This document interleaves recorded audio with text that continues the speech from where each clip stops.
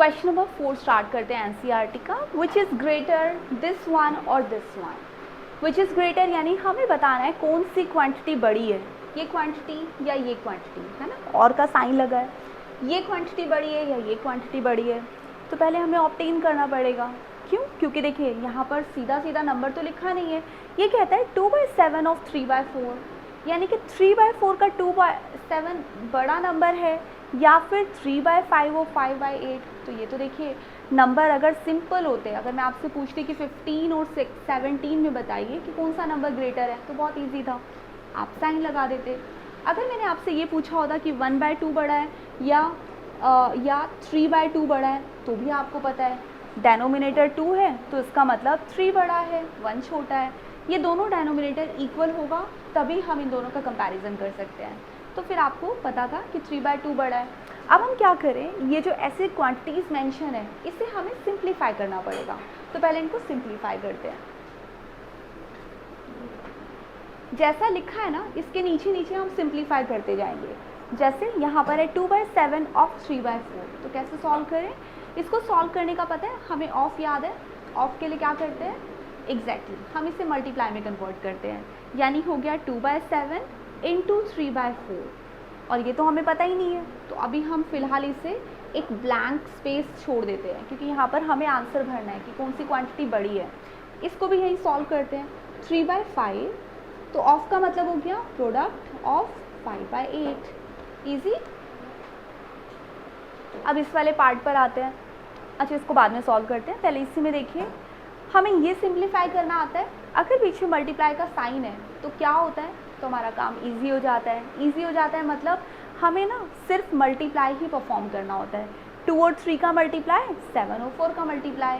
लेकिन इससे पहले हमें एक और काम शॉर्टकट करने के लिए करना होता है, वो होता है ऊपर नीचे अगर टर्म्स छोटी हो सकती है ना, तो हम उन्हें यहीं पर डिवाइड कर देते हैं।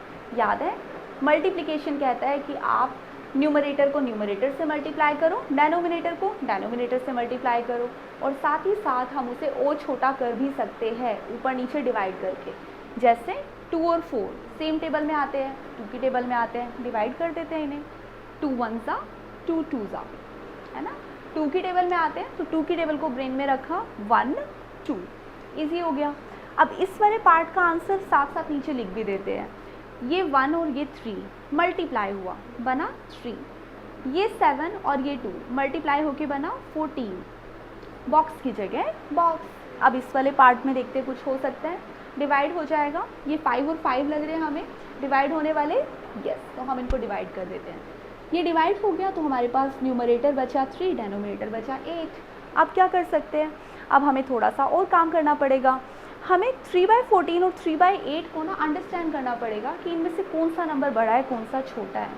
अब ये देखिए, अगर हमारे डेनोमिनेटर सेम होते ना तो बहुत आसान था इन दोनों को इक्वल समझना।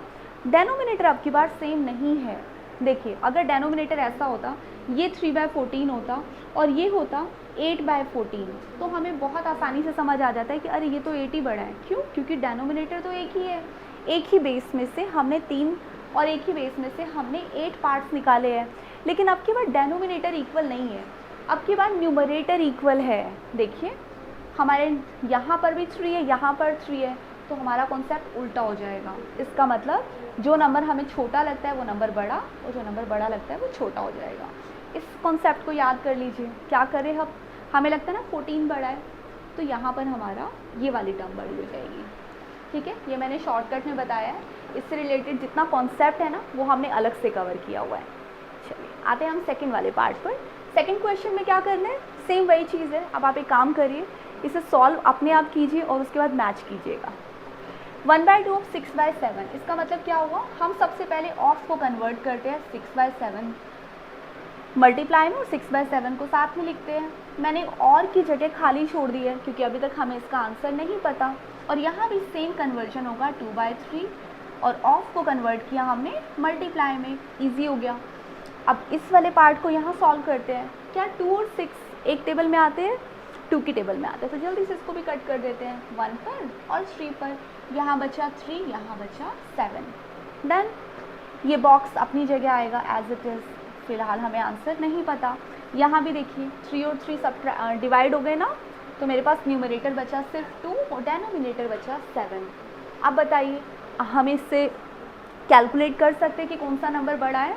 बहुत इजीली, क्योंकि डेनोमिनेटर सेम है।